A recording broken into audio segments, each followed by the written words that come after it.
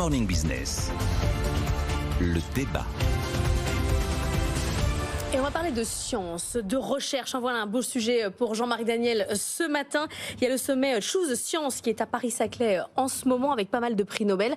Ils râlent un petit peu quand même sur les crédits d'impôt qu'ils auront en moins, des financements qui seront enlevés pour l'année prochaine. Est-ce qu'on met vraiment les moyens pour notre recherche, Jean-Marc ? Je répondrai clairement non. Je pense qu'on ne fait pas assez. On peut aborder d'ailleurs ce sujet sous deux angles, un angle de théorie économique et un angle pratique. Qu'est-ce qui se passe effectivement ?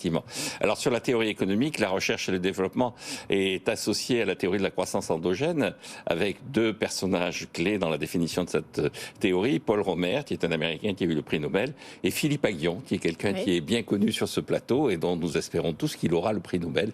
En tout cas, il fait partie de la shortlist des gens qui peuvent avoir le prix Nobel à l'heure actuelle. Et donc, que disent ces gens ? C'est que quand on analyse l'évolution de l'économie, on est rentré dans une phase d'économie de la connaissance, qu'on appelle aussi dans certains papiers de capitalisme cognitif. Il revient. Et donc le capitalisme cognitif, c'est quoi ?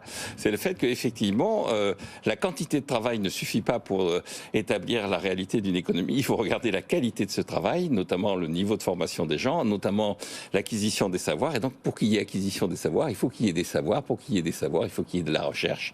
Et donc la question qui se pose, c'est comment associer systématiquement la croissance à la recherche avec ces modèles donc de Romer et de Philippe Aghion qui montrent que toutes les sociétés qui développent, maintiennent, entretiennent un appareil de recherche qui conduisent à des innovations ont davantage de chances d'avoir de la croissance. Donc c'est le seul secteur dans lequel on devrait investir. On devrait investir. Alors après, sur le plan pratique, ce constat ayant été fait dans les années 80-90, l'Union européenne s'est portée sur le sujet et a défini ce qu'on appelait la stratégie de Lisbonne, qui date de 1998, qui commence en 2000, qui devait durer jusqu'en 2010, qui a duré jusqu'en 2010, qui a été prolongée en 2010 jusqu'en 2020, et puis à la date de réunion 2020 de renouvellement de la stratégie de Lisbonne devenue stratégie 2020, tout le monde était confiné, donc depuis on en reste à l'état de stratégie 2020.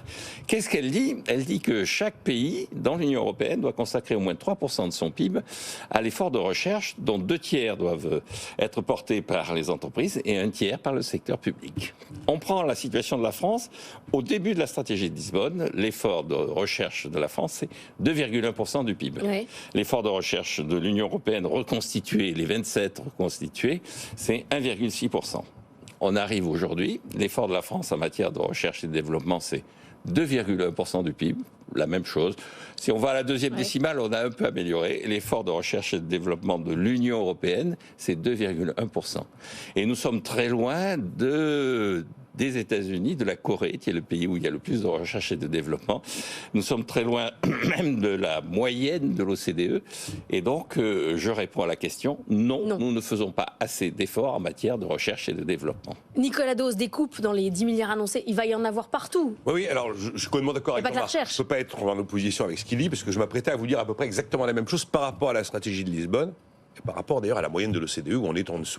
Mais les coupes, sur les 900 millions d'euros, il y a 904 millions d'euros sur les 10 milliards qui sont pris sur le budget de l'enseignement supérieur.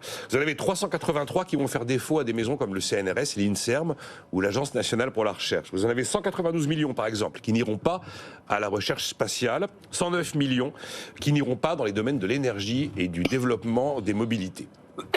C'est absolument factuel. D'ailleurs, l'université Jean Moulin, Lyon 3, a carrément décidé d'attaquer devant le Conseil d'État pour essayer d'obtenir l'annulation du décret, parce que je vous rappelle que c'est par décret. Il y a eu des réactions des sénateurs qui ont même parlé d'un crime lorsqu'ils ont appris que sur ces 10 milliards, on osait en prendre pratiquement un sur le budget de la recherche. C'est-à-dire qu'il y avait 1,2 milliard d'augmentation de crédit en 2024.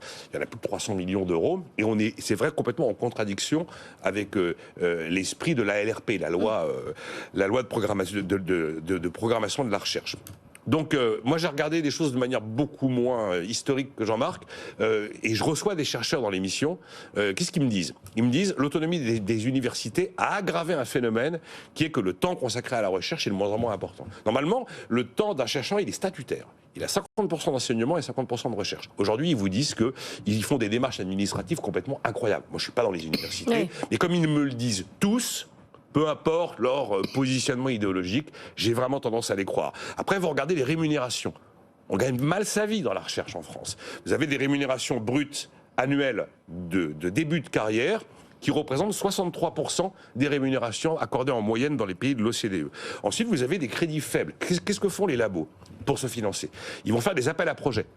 Quand vous regardez le nombre d'aboutissements positifs d'un appel à projet qui est inférieur à 20%, vous vous rendez compte que c'est compliqué. Et puis en même temps, il y a des paradoxes. On a une recherche faible en France, et effectivement, je suis complètement de l'avis de Jean-Marc. Pourtant, le CNRS est le premier organisme au monde en matière de publication. Donc ça marche quand même. On a une recherche faible, pourtant, on a un tiers des médailles Fields qui sont français. On a une recherche faible, et pourtant, eh bien, on est la deuxième nation au monde en termes de médailles accordées à des chercheurs après les États-Unis. Donc en fait, je pense qu'on a une extraordinaire matière grise, on a intérêt à la garder. Et Philippe Aghion n'est pas encore prix Nobel, ce qui viendra peut-être. Mais je pense qu'il le sera, en tout cas, il le mérite. Bon, écoute. Mais moi, j'y travaille, il vient souvent dans l'émission. Oui, et ça suffit peut-être pas de le recevoir dans les experts. En tout cas, on va en parler. Bon, il suffit pas d'être dans les experts pour avoir le prix Nobel. C'est pas comme ça que ça marche. C'est comme ça que ça marche. Vous l'auriez eu depuis longtemps, sinon, Nicolas, vous-même.